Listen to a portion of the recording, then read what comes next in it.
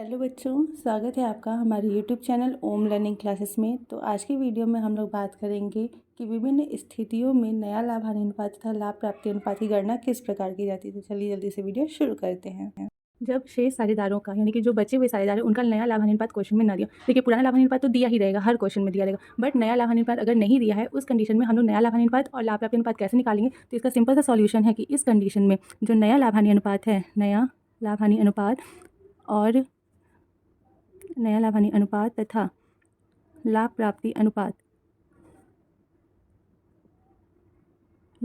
अनुपात जो है समान रहेगा। इसमें कंडीशन है कि निवृत्त साझेदार के हिस्से को छोड़कर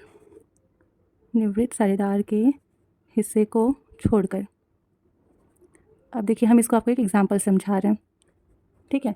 मान लीजिए एग्जांपल है आपका, मान लीजिए ए बी और सी जो है, ठीक है, साझेदार हैं। इनका पुराना रेशियो जो दिया है वो 5:3:2 दिया हुआ है। सी जो है वो अवकाश ग्रहण कर रहा है, ठीक है, सी अवकाश ग्रहण कर रहा है।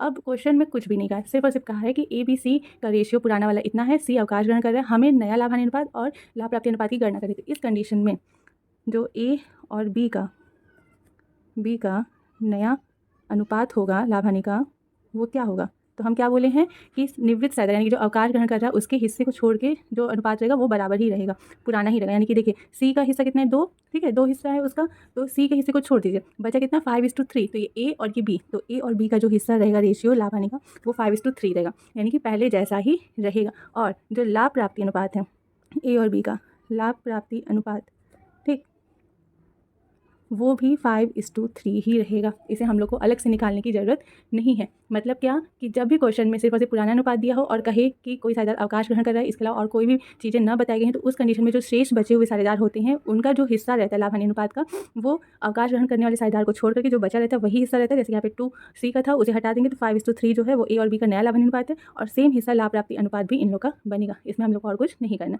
अब चलिए चलते हैं दूसरी स्थिति की ओर।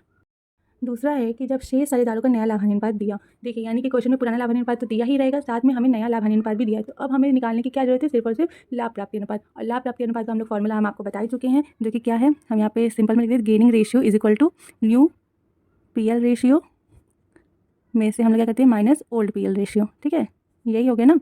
गेनिंग रेशियो मतलब लाभ प्राप्ति अनुपात इज इक्वल टू नया लाभ अनुपात माइनस पुराना लाभ अनुपात। तो इस फॉर्मूले पे रख के हम लोग सिर्फ और सिर्फ क्या करना होगा, इस कंडीशन में हमें लाभ प्राप्ति अनुपात निकालना होगा। अब देखिए हम आपको एग्जांपल समझाते हैं। जैसे एग्जांपल दिया है, ये हमारे पास एक्स, वाई और जेड, ये 3 साझेदार हैं। इनका पुराना हिस्सा जो है वो 4:3:2 का है, ठीक है।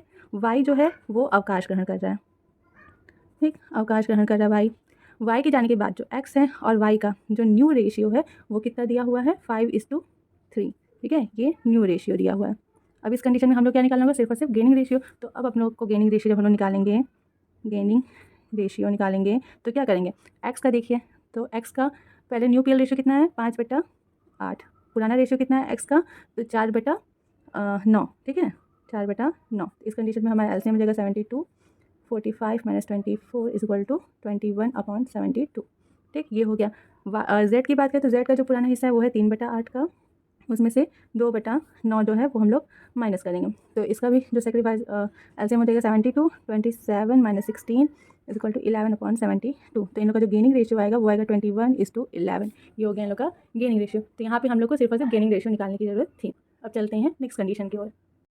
तो तीसरा कंडीशन है कि अवकाश ग्रहण करने वाले साझेदार का जो हिस्सा है वो शेष साझेदार एक निश्चित अनुपात में लेते हैं। देखिए यानी कि हमें क्वेश्चन में पुराना अनुपात दिया होगा, साथ ही में हमें ये बताया होगा कि जो अवकाश ग्रहण कर रहा है उसके हिस्से को बाकी बचे हुए साझेदार किस अनुपात में ले रहे हैं, ठीक है। तो उसमें हम लोग को लाभ प्राप्ति अनुपात और नए लाभ हानि अनुपात की गणना किस प्रकार करनी है, तो इसे हम आपको एक एग्जाम्पल से ज़्यादा अच्छे से समझा सकते हैं। देखिए जैसे एग्जाम्पल मान लीजिए कि एक्स, वाई और जेड ये 3 साझेदार हैं। इनका जो रेशियो है वो 5:3:2 का है, ठीक। इसमें से जो वाई है वो अवकाश ग्रहण कर रहा है, ठीक, वाई जो है वो अवकाश ग्रहण कर रहा है। अब बोला है कि जो एक्स है और जेड है ये लोग जो हैं वो 2:1 के रेशियो पे, इस अनुपात में क्या कर रहे हैं, जेड का हिस्सा वाई का हिस्सा ले रहे हैं, ठीक है। वाई का हिस्सा एक्स और जेड जो है वो 2:1 के अनुपात में ले रहे हैं। तो हमें न्यू PL रेशियो और गेनिंग रेशियो निकालना है। तो इस कंडीशन में हम लोग क्या करेंगे, हम लोग निकालेंगे न्यू PL रेशियो, ठीक है।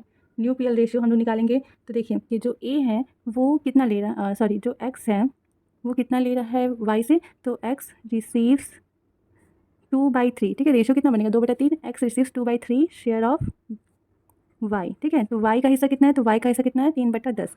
तो एक्स जो है वो 3/10 का 2/3 ले रहा है। इस हिसाब से एक्स को कितना मिल रहा है टोटल, तो एक्स को मिल रहा है 6/30, ठीक। यानी कि इसको हम लोग शॉर्ट करेंगे तो ये हो जाएगा 2/10, ठीक। ये हो जाएगा कि एक्स को वाई से 2/10 हिस्सा मिला है।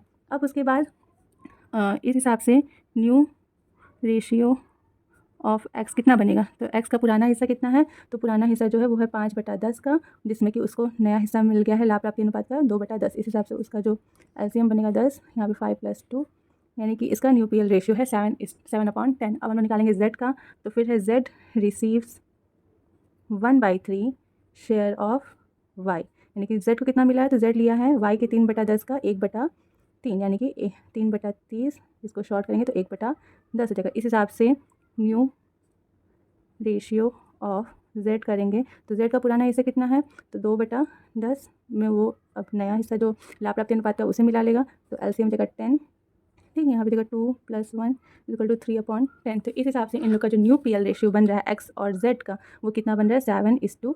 ये इन लोग का न्यू पीएल रेशियो बन रहा है। अब हम लोग को निकालना है लाभ प्राप्ति अनुपात यानी कि गेनिंग रेशियो। हालांकि गेनिंग रेशियो हम लोग को यहाँ पे पता चल गया है कि ये 2/10 है और 3/10 है, बट हम लोग को अभी निकालना पड़ेगा फिर से। तो हम लोग फॉर्मूले पे रख के गेनिंग रेशियो निकालेंगे। गेनिंग रेशियो निकालेंगे तो एक्स का गेनिंग रेशियो कितना होगा, तो एक्स का जो नया हिस्सा है वो है 7/10 का और पुराना है 5/10 का, ठीक। तो एलसीएम हो जाएगा 10 और यहाँ पे हो जाएगा 7 - 5 = 2/10। और जेड की बात करें तो जेड का पुराना हिस्सा है 3/10, सॉरी ये नया हिस्सा है, नया हिस्सा 3/10 है और पुराना हिस्सा जो है वो है 2/10। तो यहाँ पे एलसीएम हो जाए 10, 3 - 2 = 1/10। तो गेनिंग रेशियो क्या हो गया 2:1, ठीक है। आई होप कि आप लोग काफ़ी अच्छे से समझ में आएगा। ये ध्यान रखिएगा कि अनुपात अगर दिया हो, जैसे कि ये अनुपात दिया था 2:1, तो उस कंडीशन में हमें इस तरीके से निकालना होगा। अब चलते हैं नेक्स्ट कंडीशन की ओर। तो जो चौथी स्थिति है वो हो सकती है कि अवकाश ग्रहण करने वाले साझेदार का जो हिस्सा है वो शेष साझेदार एक निश्चित भाग में लेते हैं, ठीक है, एक निश्चित हिस्से में लेते हैं। देखिए ये जो हमारा चौथी स्थिति और जो तीसरी स्थिति लगभग सेम है, थोड़ा सा बस इसमें डिफरेंस है। आइए हम आपको एक एग्जांपल से इस डिफरेंस को ज़्यादा अच्छे से क्लियर कर देते हैं। तो देखिए जैसे मान लीजिए ए, बी और सी ये तीनों साझेदार हैं। इनका जो पुराना रेशियो वो 3:2:1 का है, ठीक है। बी जो है वो अवकाश ग्रहण कर रहा है, ठीक, बी अवकाश ग्रहण कर रहा है। अब क्वेश्चन में कहा है कि जो बी है जब वो अवकाश ग्रहण कर रहा है तो बी जो है वो ए को दे रहा है कितना 5/24, ठीक है। बी ए को डायरेक्टली 5/24 दे रहा है और फिर बी जो है वो सी को भी देगा, तो सी को वो कितना दे रहा है 1/8, ठीक। तो इस कंडीशन में हम लोग को न्यू पीएल रेशियो और गेनिंग रेशियो ये दोनों को ही ज्ञात करना है, ठीक है। देखिए क्वेश्चन अच्छे समझ लीजिए कि ये पुराना अनुपात है, बी अवकाश ग्रहण कर रहा है, बी ए को डायरेक्टली 5/24 दे रहा है और बी सी को 1/8 दे रहा है। पिछले क्वेश्चन में क्या था कि वो अपने हिस्से का कुछ अनुपात दे रहा था, बट यहाँ पे अपने हिस्से का नहीं दे रहा, वो डायरेक्टली इतना ही दे ही रहा है। तो आइए देखते हैं इस कंडीशन में हम लोग कैसे निकालेंगे। तो यहाँ पे हो जाएगा न्यू पीएल रेशियो निकालेंगे। तो देखिए सबसे पहले हम लोग ए का निकालते हैं, ठीक। तो ए का पुराना हिस्सा कितना है, तो 3/6, ठीक है। ये ए का पुराना हिस्सा 3/6। उसके बाद ये जो 5/24 है ये इसका क्या हो गया लाभ प्राप्ति अनुपात एक तरीके से हो गया, यानी कि इसको इतना मिल रहा है तो उसमें 5/24 पुराना हिस्सा, उसमें उसको जितना बी से मिल रहा है वो दोनों को ऐड कर देंगे। तो एलसीएम जगह यहाँ पे 24, ये जगह 12 + 5 यानी कि 17/24। ये ए का हिस्सा हो गया। बी की बात करेंगे तो बी का पुराना हिस्सा सी का नया रेशियो देखेंगे तो सी का पुराना हिस्सा 1/6 है, उसको मिल रहा है 1/8, ठीक। यहाँ पे भी एलसीएम ले सकते हैं हम 24, यहाँ पे 4 + 3 हो जाएगा, तो इन लोग का रेशियो है 7/24। इस तरीके से इन लोग का जो न्यू पीएल रेशियो है वो 17:7, ये इन लोग का न्यू पीएल रेशियो निकला। अब इसमें हम लोग निकालेंगे लाभ प्राप्ति अनुपात यानी कि गेनिंग रेशियो। तो यहाँ पे हो जाएगा गेनिंग रेशियो। तो ए का गेनिंग रेशियो देखिए तो फॉर्मूला क्या होता है, नया लाभ हानि अनुपात में से क्या करते हैं, नया लाभ हानि अनुपात माइनस करें। तो नया लाभ हानि अनुपात 17/24, पुराना कितना है, तो पुराना है 3/6। तो एलसीएम जो जाएगा वो जाएगा 24, 17 - 12 हो जाएगा 5/24, ठीक। और सी का देखेंगे तो सी का नया हिस्सा है 7/24 और पुराना हिस्सा है 1/6। एलसीएम लेंगे 24, 7 - 4 आएगा 3/24। तो इन लोग का जो गेनिंग रेशियो है वो कितना 5:3 का, ठीक है। ये सिंपल सा तरीका था, जब एक निश्चित भाग जब हम लोग को साझेदार जो है जब एक निश्चित भाग शेष साझेदार को देता है उस कंडीशन में सिंपल सा जो हम आपको फॉर्मूला बताए हैं नया लाभ हानि अनुपात और गेनिंग रेशियो निकालने का, सेम वही फॉर्मूले पे रख करके हम लोग क्या करते हैं दोनों को कैलकुलेट करते हैं, ठीक है। अब आइए चलते एक और लास्ट स्थिति है उसे भी देख लेते हैं। तो पांचवी स्थिति है कि अवकाश ग्रहण करने वाले साझेदार का पूरा हिस्सा केवल एक साझेदार लेता हो, ठीक है। यानी कि वो टोटल उसका जो हिस्सा है वो सिर्फ और सिर्फ किसी एक चालू साझेदार को देता है। जैसे देखिए एग्जांपल समझते हैं कि एक्स, वाई और जेड ये तीन साझेदार हैं, इनका पुराना हिस्सा 2:2:1 का है। वाई जो है वो अवकाश ग्रहण कर रहा है, ठीक है, अवकाश ग्रहण कर रहा है। और वाई जो है वो क्या करता है कि वो जेड को अपना पूरा हिस्सा दे देता है, जेड को अपना पूरा हिस्सा दे रहा है, वो एक्स को कुछ भी नहीं दे रहा है। इस कंडीशन में हम लोग को न्यू पीएल रेशियो और गेनिंग रेशियो निकालना है, तो उसे कैसे निकालेंगे? तो देखिए इस कंडीशन में जो न्यू पीएल रेशियो होगा, ठीक है, वो क्या होगा? तो एक्स को कुछ भी हिस्सा नहीं मिला है, तो एक्स का पुराना रेशियो कितना था? 2/5 का, तो ये अपरिवर्तित रहेगा क्योंकि इसे कुछ मिला ही नहीं है, तो ये इसका हिस्सा यही रहेगा, ठीक है।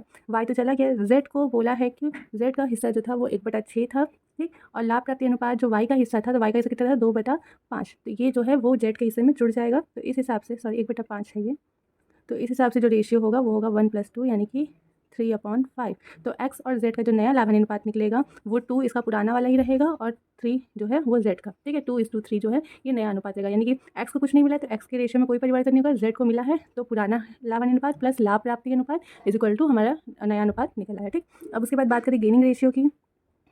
गेनिंग रेशियो की, तो वैसे तो क्वेश्चन में सिंपल सा हम लोग को साफ समझ में आ ही रहा है कि एक्स को कुछ नहीं मिला, सारे का सारा हिस्सा जेड को मिला, बट अगर हमें निकालने को कहे तो देखिए एक्स का पुराना हिस्सा भी 2/5 है और नया देखिए तो नया भी 2/5 ही, क्योंकि चेंज नहीं हुआ, तो एक्स को हमें कुछ नहीं मिला तो 0 हो गया।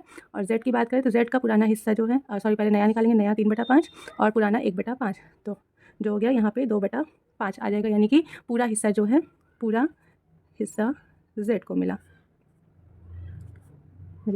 ठीक। बस ये हमारा गेनिंग रेशियो गया, यानी कि ये तो 0 है, पूरा हिस्सा जेड को ही 2/5 मिला, तो यहाँ पे लाभ प्राप्ति अनुपात निकालने की कोई जरूरत ही नहीं थी, बट हम आपको समझा दिए, ठीक। तो ये हमारी टोटल 5 कंडीशंस थी जिनमें हम लोग विभिन्न स्थितियों में अपना लाभ प्राप्ति अनुपात और नया लाभ अनुपात की गणना करते हैं। आई होप कि आप लोग काफ़ी अच्छे से ये सारी क्वेश्चंस जो स्थितियाँ वो समझ में आई होंगी। नेक्स्ट वीडियो में हम इनसे संबंधित जो हमारे एस एम शुक्ला में क्वेश्चन दिए हुए हैं वो सारे सॉल्व करेंगे। तब तक के लिए अगर आपको वीडियो पसंद आए तो please like share and subscribe करना बिल्कुल मत भूलिएगा और बने रहिए हमारे यूट्यूब चैनल ओम लर्निंग क्लासेस पे। Thank you.